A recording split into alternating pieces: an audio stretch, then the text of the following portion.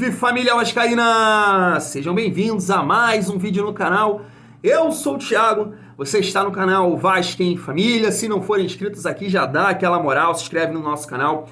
Deixa o like pra gente estar chegando a mais vascaínos. E não esquece também de ativar o sininho de notificação para não perder os próximos vídeos e tá sempre por aqui, deixando a sua opinião, o seu comentário pra gente fazer aquela resenha boa de vascaíno para vascaíno. No vídeo de mais cedo, a gente comentou um pouco sobre a situação financeira do Vasco aí da 777 em relação aos reforços na segunda janela. Eu acho que o que o vascaíno imaginava que ia acontecer com o Vasco nessa segunda janela, posso citar como exemplo o Botafogo do John Textor no ano passado, onde na segunda janela eles contrataram ali o Tiquinho Soares, o Marçal, e aumentou muito o nível técnico do Botafogo, e o Botafogo conseguiu caminhar melhor dentro da competição, e a gente imaginava que ia acontecer isso realmente com o Vasco. Mas depois dessas informações de ontem à noite, que a gente colocou no canal aqui mais cedo, Flávio Dias e também do Lucas Pedrosa, é bom o vascaíno não esperar muita coisa. Jogaram na nossa cara que vai ser contratações daqueles jogadores que estão sem contrato, não vai ter grandes investimentos, e aí, claro, o vascaíno fica muito preocupado, né? Eu gosto da criatividade de alguns vascaínos que estão colocando essas possíveis contratações aí na segunda janela, já estão apelidando de refugos 2.0 ou refugos internacionais, que foi o caso aí do Serginho. Eu sei que tem muito vascaíno, né, que é otimista. Pô, não, vamos deixar o Serginho entrar em campo. Não, gente, não justifica a contratação do Serginho. Não é um cara que passou em grandes ligas, está jogando agora, depois de 2 anos aí na Liga da Turquia, sempre ali brigando para não cair. Fora isso, jogou no futebol da Albânia, no futebol da Macedônia. Cara, muito complicado. Mas eu tenho que dizer o seguinte para vocês: esse sofrimento é nosso, internamente, tá aqui com o vascaíno. Agora, quem tá do lado de fora não quer saber nada disso. A gente tem um jogo muito difícil contra o Fortaleza no sábado, inclusive vai entrar em campo aí pela Sul-Americana hoje, né? E eu quero convidar você a debater sobre as mudanças que o Maurício Barbieri deve fazer nesse jogo contra o Fortaleza. Para isso eu quero trazer aqui Papai Joel e também Mauro Galvão, que deixaram a opinião deles em relação a isso, e preciso trazer aqui também uma opinião da mídia paulista, Facincani e também Sormani. Disseram o seguinte: se o Vasco continuar insistindo com o Barbieri, o final do Vasco nesse Campeonato Brasileiro é o rebaixamento. Vamos passar essa declaração aqui e ver se você concorda com eles. Ó, eu venho dizendo, né, família vascaína, que os times, nossos adversários, não estão nem aí para essa situação que o Vasco tá passando, né, cara? Quero botar na tela para vocês aí uma vergonha, né, infelizmente, que o Vasco entrega aí pros seus torcedores. E o GE adora, né, cara? O GE tem uma coisa com o Vasco que é brincadeira, não. Eles buscam um arquivo, eles vão fazer, bota todo mundo, todos os funcionários, ó, vamos lá buscar essas estatísticas aí pra gente dar uma humilhada no Vasco, né? E tá na tela pra vocês, ó. Você sabia? O Vasco é o 10º clube que mais frequentou a zona de rebaixamento do Brasileirão. Agora são 91 rodadas na parte final da tabela nos últimos 20 anos disputando a competição.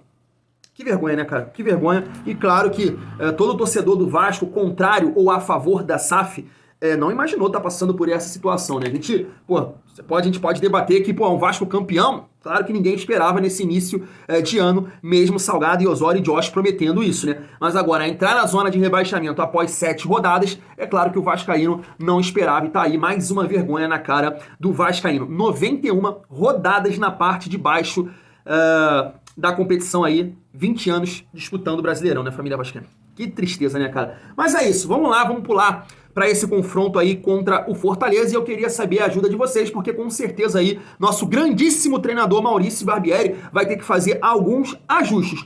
Um por suspensão, que é o caso aí do Pedro Raul, e a gente espera também aí, pelo menos o que está sendo divulgado, é que ele pode fazer uma mudança ali pelo setor direito, né? Com Bambu e Pumita, e aí o Capaz pode ganhar a vaga. Há uma dúvida também se o Paulo Henrique pode entrar por ali. Eu queria começar com a opinião tanto do Joel e também do Mauro Galvão, para a gente trocar uma ideia sobre isso. Vamos lá.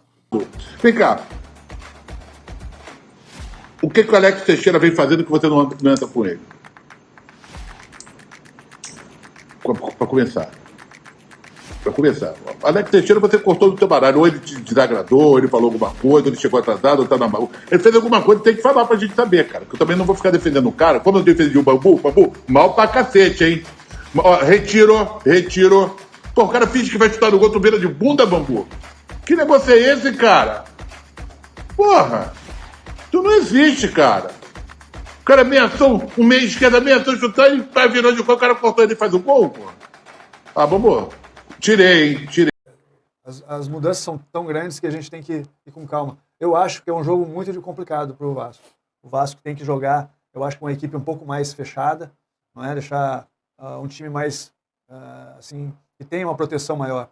Com certeza, precisamos de ter um jogador mais forte para ajudar o Pumita. Esse jogador, eu acho que teria que ser o Figueiredo.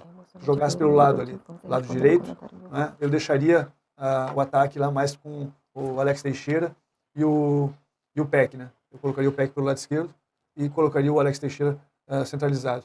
No meio, sinceramente, não muda muito, né? Aquilo que eu tenho visto, assim, poderia ser o Rodrigo, poderia ser o Barros e o Jair, né? Não tem muita diferença, os jogadores ali estão num nível muito próximo, assim, então não muda tanto. E a questão da defesa, eu acho que se começar a trocar toda hora, né, vai tirar a confiança dos jogadores. Mas eu acho que, de repente, se quem está seguindo os treinamentos ali está vendo que o Capasso está jogando bem, eu acho que ele poderia ter uma chance também, né? Eu acho que seria justo, já que todo mundo está tendo a sua chance, porque ele não vai ter também.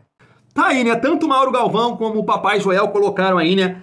O Capasso pela péssima atuação do Bambu, então realmente imagino que o Barbieri vai fazer essa escolha aí pelo Capasso. O Papai Joel brincou ali, né? Porque ele tá tirando o Alex Teixeira do time titular, e o Mauro Galvão ele colocou a opinião dele, o Alex Teixeira seria ali o jogador para fazer a função do Pedro Raul. Eu discordo um pouco, mas antes disso, cara, eu queria entrar num debate com vocês, e por isso que eu encho o saco aqui da galera da família vascaína falando tanto mal do Maurício Barbieri, cara. Eu venho falando aqui que o Maurício, ele poderia jogar com 2 volantes, e eu escolheria o Rodrigo e colocaria o Jair do lado, né? O Jair ajudando a construir ali por trás, mas ajudando mais a marcar. E colocaria um homem mais à frente, um terceiro homem de meio campo, ou o Alex Teixeira, ou o Orediano, para construir, claro, auxiliando na marcação. E dentro de todas as partidas que eu tô vendo do Vasco, por que eu faria isso? Ele já tentou esses 3 volantes com Marlon, Jair e Andrei, agora, né, com Galaça, Barros e Jair, e isso não vem dando certo. O Vasco é um time que tá tomando muitos gols, e é um time que constrói muito pouco, não tem criatividade.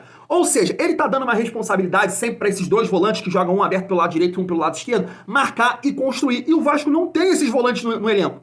Não tem. Ele tá pensando que o Vasco, sei lá, tem o Modric, que o Vasco tem o Toni Kroos, e não tem. Se você pegar, cara, o Abel Ferreira, lá no Palmeiras, para citar aqui como exemplo, ele perdeu o Danilo. Ele falou assim, cara, vou precisar de um meio campo que faça a função do Danilo. Quem foi escolhido nesse sentido? Zé Rafael. Outro dia eu vi uma entrevista do Abel Ferreira falando que ele é um cara que se mostrou muito profissional, que tinha a característica de jogar mais à frente, de atacar, de encostar na área, de fazer gol, de dar assistência, e não, agora assumiu um papel que o time precisava, que é de primeiro volante. Ele segura o Zé Rafael lá atrás. Então por que no Vasco ele não faz isso? Segura 2 volantes. Quem tem mais essa característica? O Rodrigo. Então segura o Rodrigo, o Jair de segundo, ajudando a marcar e construindo de trás, e você deixa um homem com mais característica ofensiva para te ajudar na frente.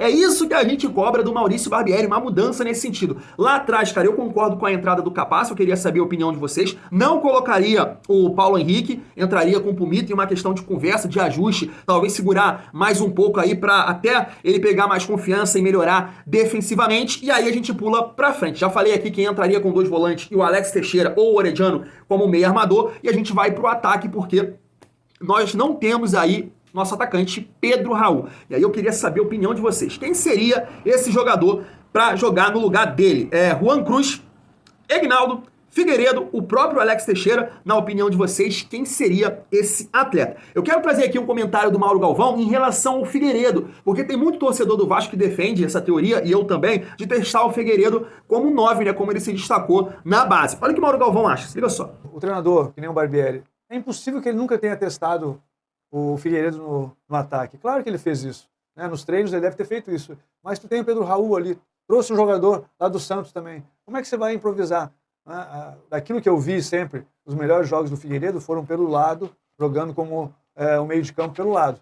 Eu, inclusive, falei nesse jogo que eu achava que era interessante ele ter entrado para ajudar o Pumita na marcação pelo lado direito, onde o Vasco estava sofrendo muito e acabou tomando o primeiro gol. Então, eu acho que ele é um jogador que pode ajudar muito no meio de campo, mas não vejo ele como um jogador de ataque jogando de costas, que é uma função muito difícil. São poucos jogadores que sabem fazer isso, né? Ele não é um jogador rápido, ele tem uma boa passada, mas é um jogador que eu vejo mais jogando no meio, né? Até de lateral ele jogou um período, né? E foi bem, né? No meio do jogo ele entrava bem. Agora, eu acho que ele é mais, realmente, um jogador de meio de campo, jogando pelos lados. Tá aí, concorda com o capitão Mauro Galvão? Cara, quem sou eu?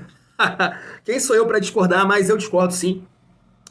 Acho que o Figueiredo deveria ser testado ali, e eu já venho comentando isso aqui. Se o Maurício Barbieri optar pelo Juan Cruz, cara, mostra que é um treinador, não é para Vasco. Não é para Vasco. Se você fez um investimento tão alto no vice-artilheiro da competição, a gente sabe que ele tá muito mal, mas eu tenho uma defesa em relação a ele, que a bola não chega da maneira que tem que chegar. Ele pega pouco na bola, quando pega é sempre aqui perto do meio campo para buscar, para fazer pivô, então a gente não tá tirando o ideal do Pedro Raul. Aí tá bom, ele chega com toda essa deficiência que a gente tem com o Pedro Raul e vai lá e coloca o Juan Cruz.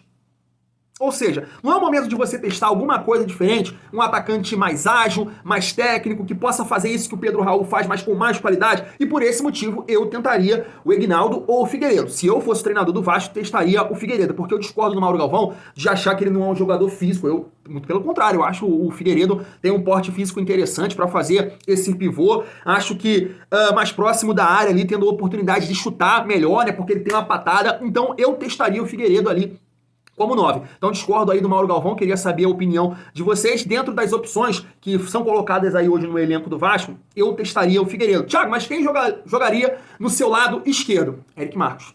Eric Marcos, e como eu já falei aqui, alternar. Em algum momento chegar ali pelo lado direito, trocar o pé pro lado esquerdo para chegar mais no fundo. É dessa forma que eu vejo aí coisas que a gente não vê o Maurício Barbieri testar. É aqueles 3 volantes, e aí falo, dando muita responsabilidade para esses jogadores que são jovens ou que não têm essa qualidade toda, né? Que ele já testou, dando a liberdade para os volantes marcar e encostar na frente, ser criativo. Isso não funciona no Vasco, e ele não testa alguma coisa diferente também ali na frente. Vamos ver nesse jogo contra o Fortaleza. De tudo isso que eu falei, eu preciso finalizar o nosso vídeo com a opinião aí do Facincani e também do Suarmani, que falaram que, Barbieri não é treinador para Vasco. Vamos lá. O Vasco vai demorar um Corinthians pouco o Vasco está 12 pontos, o Vasco está 12 pontos atrás do líder, são 4 vitórias. O Corinthians está 13 pontos atrás do líder do campeonato, do Botafogo. Ainda dá? Pra cair? Pra cair dá. Agora, se ficar achando que nem em 2007, não, imagina, deixa time grande não cai, só tá começando o campeonato. Gente, o Vasco, vocês... O Vasco vai falar uma coisa que eu concordo com ele. Enquanto o Vasco tiver lá com o Barbieri, ladeira abaixo. Não vai acontecer nada. O cara é fraco, gente. Não, vai acontecer, vai cair. Sim, vai, exatamente. Vai cair. Qual foi o grande trabalho do Barbieri? No Red Bull Bragantino. Tinha no quarto lugar no Brasileiro. O Red Bull Bragantino em 2021 fez a contratação mais cara do futebol brasileiro, que foi o Praxedes. Ou seja, investiu pra caramba. O Praxedes custou investimento 38 milhões de reais. Sim. O investimento do Red Bull é alto, cara. É alto pra campanha que eles fazem. O próprio Arthur, quando saiu do Palmeiras por 6 milhões de euros, foi recontratado agora por 8. E aí ele fez um trabalho ruim, né? Teve aquele trabalho no ano passado que resultou na eliminação em 4º lugar. Ele acabou a temporada passada, acho que 13º. Tá aí, né? Eu já falei diversas vezes que se eu tivesse a caneta na mão, Barbieri não seria mais treinador do Vasco. Não aceito os argumentos que é pouco tempo, falta peças. Não, cara, falta peças pro Cruzeiro, falta peça pro São Paulo, falta peça pro Santos, pro RB, pro Bahia, e mesmo assim esses times conseguem ter um padrão melhor, performar melhor que o Vasco. Então eu não aceito esse tipo de desculpa. E aí um outro ponto, cara, que foi colocado aí pelo Flávio Dias, pelo Pedrosa, que dificilmente o Vasco vai fazer contratações de impacto, jogadores de peso, e a ideia ali da gestão, né, do Paulo Brax é qualificar o elenco para ajudar o Maurício Barbieri. Se você não conseguir qualificar o elenco da maneira que você quer, Paulo Brax, a demissão dele tem que ser hoje. Ontem. Tem que ser o mais rápido possível. Porque se você não qualificar, trazer aí Serginhos da vida, é o momento de você testar alguma coisa diferente. Porque realmente, com os conceitos dele, que ele não muda de forma nenhuma, ele insiste naquela ideia. E esquece, irmão. Esquece que ele não muda. É um cara vaidoso, mas, nossa senhora, até colocar culpa na história ele colocou. Então, eu acho que, é como eu disse aqui no vídeo de mais cedo, né? Eu acho que o Vasco tá perdido nesse momento. Tanto na parte de gestão financeira, como nas ideias também aí de futebol. Deixa aí os seus comentários, o que você acha. Deixa o like, se inscreve no nosso canal. Vou ficando por aqui. Tamo junto. Muito bom ser Vasco.